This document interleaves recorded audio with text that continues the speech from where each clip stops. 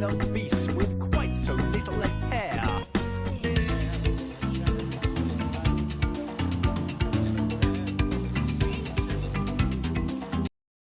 Huh. You know, it's just occurred to me. If you take these songs and boil them down to their base elements, these songs are essentially the same. You see that too, right? One song is about how one character wants to be king, and the other is a song about how one character wants to be king. That's right, we have ourselves a Disney movie in which the protagonist and the antagonist both want the same thing. Huh. Yeah, we gotta talk about this.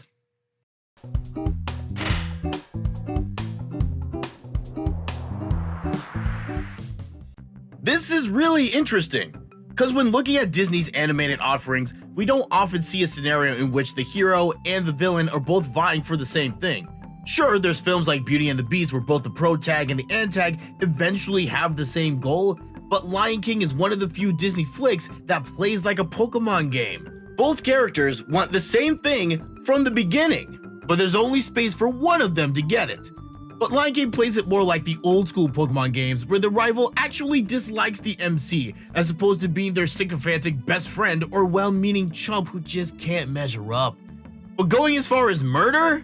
Pokemon didn't take it there, but Scar did. He didn't care that he would have to take out his big bro and his nephew to do it.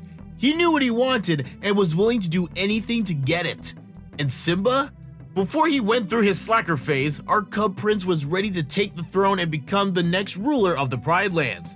Of course, he didn't realize that his pops would have to go down in order for that to happen, but he wasn't about to go all Game of Thrones in the savannah. Within all of this, we see a tale not just of a family descended to utter chaos, but a story of ambition. How it can be fostered, how it can be dangerous, and how it can guide us to where we need to be. How does Simba and Scar's ambition define them in their quest for the crown? I'm the guidance guy, and your internet school counselor is ready to enter the lion's den to get you answers. Beneath the upbeat songs and the energetic characters, The Lion King is a film about intrigue, betrayal, and overcoming your past to become the very best you can be. It's a surprisingly deep story for a kids movie, and part of that depth is the journey that Scar and Simba take in their lives and how oddly similar they are. Like I said, they both wanted the same thing, and the thing they wanted, to be King of Pride Rock, wasn't inherently bad. I mean, come on, they wanted to be king. They see Mufasa roaming around the Pride Lands, doing his thing, the respect he demands, the power that he holds. Yeah, it's understandable that they would want that too. And as far as both of them were concerned, the possibility to take the throne for themselves was there. All Simba had to do was wait for dear old dad to kick the bucket, and then boom, he's next man up. For Scar now, the path is a little more complicated. We see at the beginning of the movie that Scar is quite the salty uncle. Come on, Scar, don't be like that, man. Your bro just had his first kid, everyone's excited and came over to visit and celebrate. Why you gotta be Debbie Downer over here? Life's not fair, is it? You see, I shall never be king.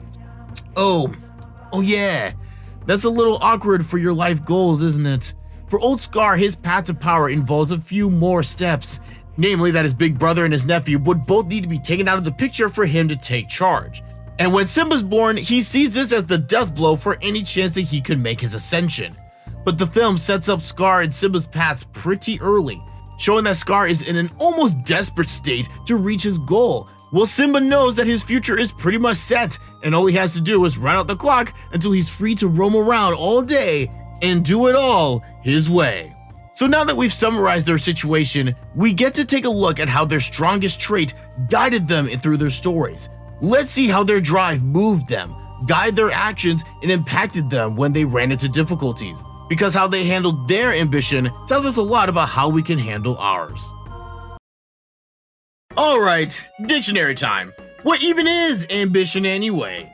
You know what it is when you see it, but defining it can be tricky. The generic definition is a strong desire to achieve something.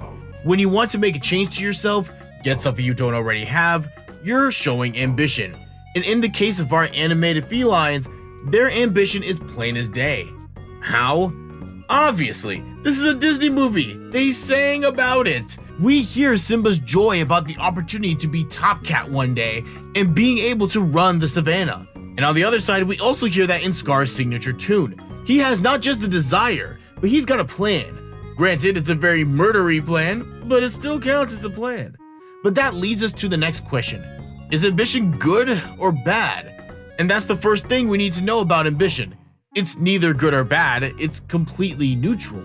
Just like with our emotions, it's not whether or not you have ambition that has moral value attached to it, it's what you do with it.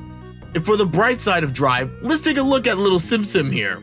With him, we see that ambition inspires you to action. Why did Simba go to the elephant graveyard? Sure, we can dunk on him for doing it to show off and for almost falling into his uncle's trap to get himself turned into hyena chow, but he tells his father the deeper reason why he pulled this crazy stunt. I was just trying to be brave like you. I don't think he came up with that just as an excuse to get off the hook. I truly believe that Simba wanted to show himself that he could stand up to danger and the unknown like Disney's best dad over here. He knew that in order to become a great king, he needed to be able to have the courage to face danger. His problem was that he didn't have the maturity to know that you don't go searching for bravery challenges because life will bring them to you in time. If you want something for yourself, you have to take action at some point. Wanting it alone isn't enough. You gotta go out and do something to build that future you see for yourself. Now, how you go about it is important too. But if you have a desire but you have no plan to take action, what you have is just a dream, which is often all you need in Disney movies. But dreams alone just don't cut it in the real world. The second aspect of Simba's ambition for the crown that we need to take note of is that ambition doesn't quit. Now, at first it may sound like our golden cat is a terrible example of this. I mean, the whole middle of the movie is dedicated to showing how Simba gave up on his goal and fully embraced the slacker life until Nala made him feel the love tonight. But here's the thing though. What happened with Simba is actually a pretty realistic portrayal of how we sometimes struggle with the follow-through required to reach our lofty goals. Yeah, it's not as dramatic as your shady uncle tricking you into thinking that you just killed your dad, but when we strive to do something greater than ourselves, we all face times of doubt and the temptation to just stop and go full Hakuna Matata. We ask ourselves, why am I doing this? Is it really worth all this trouble? Am I even getting anywhere? And there are times when we fall to those temptations and just stop. But you'll notice what happened to Simba when he quit on his ambitions. What we see is stagnation and decay. Stagnation in his life and decay back at home. Simba got bigger, but he didn't grow up. He was stuck in runaway mode, and his character hadn't changed since the moment Scar told him to run away and never return. And then Nala tells him about the backward slide that life has taken back at home. Food supplies dwindling, prosperity plummeting. And that's what happens when we live a life without some sort of drive and desire for improvement. We either stay the same or fall into decline. But we all know what got our boy out of this mess. Between Nala, Rafiki, Timon and Pumbaa, and the big cat in the sky, Simba gets his ambition and purpose back. And that leads us to the biggest difference between good intentions and bad intentions. Good ambition isn't selfish.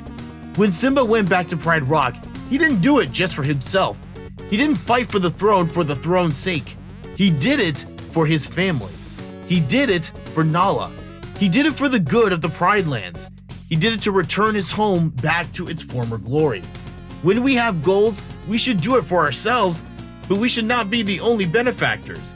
Does our endgame make others better? Does it serve others in some way? If you can answer those questions, you know you're on the right track. Because here's the thing, if Simba didn't have his ambition infused with goodwill for others, he would have ended up just like Scar. Because as a kid, Simba's ambition was driven by what he could get out of the experience. And if he had continued on that path and became king, chances are he would have turned out to be some version of the Mad Monarch himself. Let's go to the flip side, and I'll show you.